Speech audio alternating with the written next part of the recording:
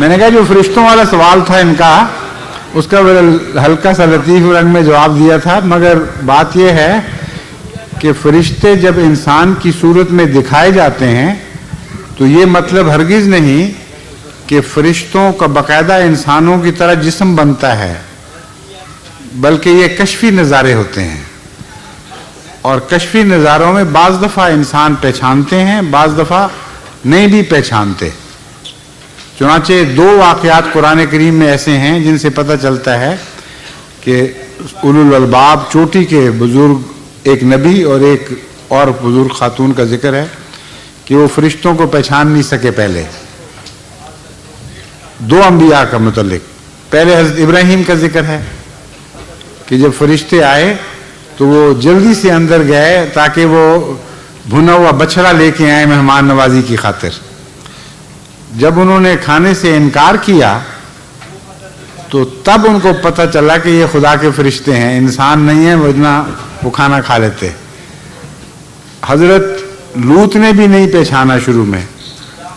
حضرت مریم نے جب فرشتے نے پیغام دیا کہ تو خدا تجھے بچہ دے گا تو آپ نے بھی نہیں پہچانا کہ یہ فرشتہ ہے، بلکہ اس سے استغفار کی، توبہ کی۔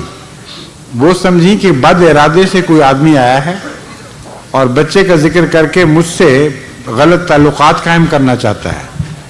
تو انہوں نے کہا کہ میں تو بہت نیک خاتون ہوں اور ہرگز مجھ سے کسی بدی کی توقع نہیں کی جا سکتی۔ تب اس نے کہا میں تو خدا کا فرشتہ ہوں اور میں تمہیں یہ پیغام دینے لگا ہوں۔ اس لیے جب خدا تعالیٰ کوئی نظارہ کشفی دکھاتا ہے تو اثر اس وقت طبیعت پہ یہی پڑتا ہے کہ اصل آدمی ہے، لیکن اللہ تعالیٰ خود ہی پھر اس معاملے کو کشف میں ہی سلجھا دیتا ہے۔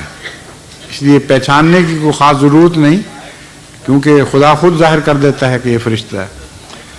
صحابہ کے زمانے، حضرت صلی اللہ علیہ وسلم کے زمانے میں ایک دفعہ ایک شخص آپ کی خدمت میں حاضر ہوا اور اس نے کچھ سوالات کیے، اور جب آپ جواب دیتے تھے تو وہ کہتا تھا ٹھیک ہے ٹھیک ہے، آپ نے سچ فرمایا۔ اس آدمی کے متعلق صحابہ کہتے ہیں کہ ہم نے کبھی اس کو پہلے مدینے میں دیکھا نہیں، مسافر بھی نہیں لگتا تھا، کیونکہ اس کے صاف ستھرے اجلے کپڑے، صاف ستھرا جسم، کوئی مٹی کا کوئی نشان نہیں اس کے چہرے پر، کوئی تھکاوٹ کے اثر نہیں تھے۔ جب اس نے سوال مکمل کر لیے تو اجازت لے کر وہ مجلس سے رخصت ہو گیا اور پھر کسی کو نظر نہیں آیا۔ اس پر حضرت رسول اکرم صلی اللہ علیہ وآلہ وسلم نے فرمایا کہ جبرائیل تھا جو انسانی شکل میں آ کر مجھ سے اس لیے سوال کر رہا تھا کہ تمہاری تعلیم کروں۔ یہ وہ مسائل تھے جو تمہیں بتانے کے لیے آیا تھا، لیکن میری معرفت۔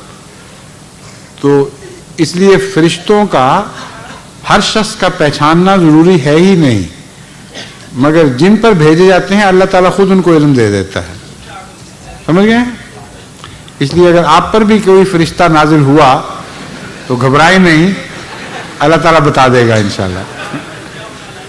کوئی بعید نہیں، اللہ کی مرضی شان ہے، جس پر چاہے فرشتے اتارے۔ عام مومنوں کے متعلق قرآن کریم میں فرماتا ہے تتنزل علیہم الملائکۃ اللہ تخافوا ولا تحزنوا۔ اس لیے ہنسنے کی بات نہیں، واقعتاً فرشتے بندوں پر، عام خدا کے مومن صبر کرنے والے بندوں پر اترتے ہیں۔ السلام علیکم۔